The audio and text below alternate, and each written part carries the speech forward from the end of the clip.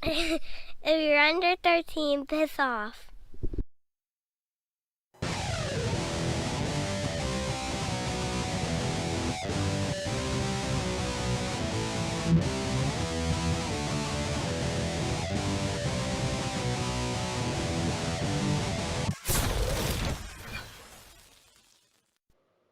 Hello, YouTube, and welcome to another episode of Angry Dave's Adult RC. I'm your host, Gomez Adams. Today we're back with the 53 custom hauler from Red Cat, and we're going to be installing the last of the accessories that we can get right from Red Cat for this truck, and that is the suspension servos. So it comes with two of these Hexfly servos. And the truck actually comes with two of these servo horns already with it. What you're going to do is dig into the truck and remove this lockout. This goes in place of where the servo would mount and has a non-movable mount for the suspension rods, which you can see. You can see the front of one right here. That bag with the servo horns also comes with this little guy.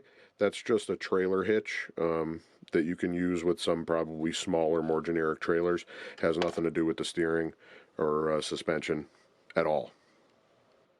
So the directions right from Red Cat tell you to take out a whole shitload of screws and rip the whole fucking bed off this truck. That's completely unnecessary.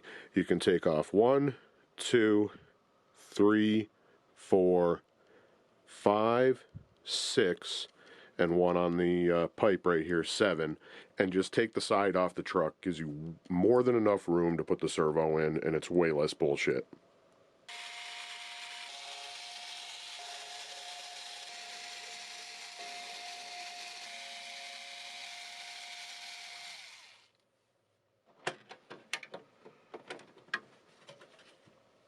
That's a whole lot easier than pulling the whole fucking deck off. Plenty of room.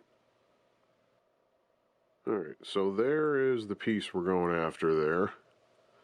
I'm probably not going to be able to hold this light. Alright, I guess that's better than nothing. So what we're going to have to do is take 1, 2, 3, 4 servo mounting screws out, and obviously this 1, 2 that are holding the suspension rods. That will remove the lockout, and then we just put the servo and horn in its place.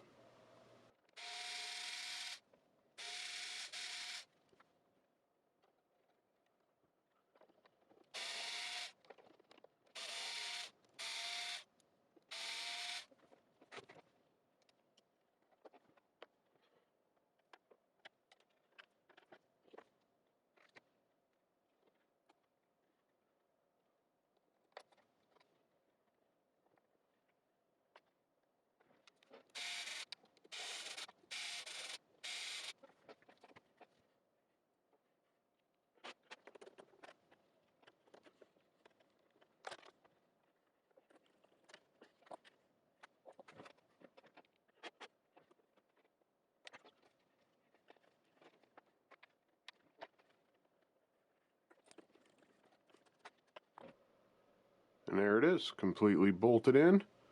Now it's time to get it wired and plugged in. Got the wire run around here, tucked neatly in with everything else, spirals around and plugs in. And one other thing I took care of while I was in here is this bundle of wire comes zip tied to this suspension arm from the factory, and I cut that and bundled it with the rest of this shit, because I don't know if I like the idea of that wiring getting yanked back and forth every time you actuate the suspension.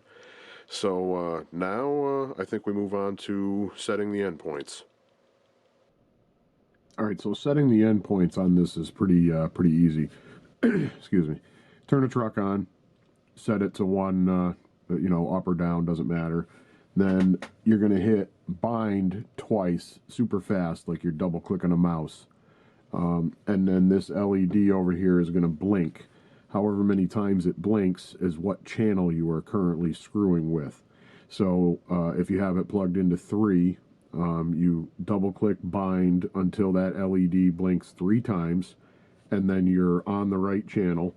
Then you just use the endpoint adjustments, excuse me again, to set where you want it.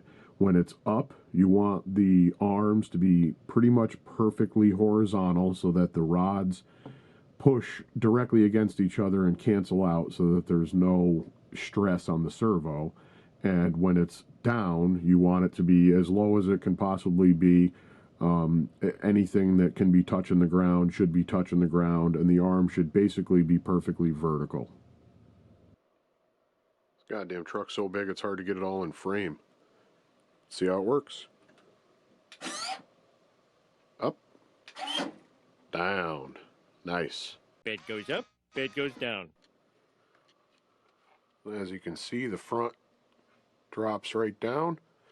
The bottom's pretty damn close. I checked underneath. I can't get any more travel. That tire, or not the tire, but that suspension arm is touching the bottom of the deck. So that is absolutely as low as it's going to go. But it seems to work pretty good.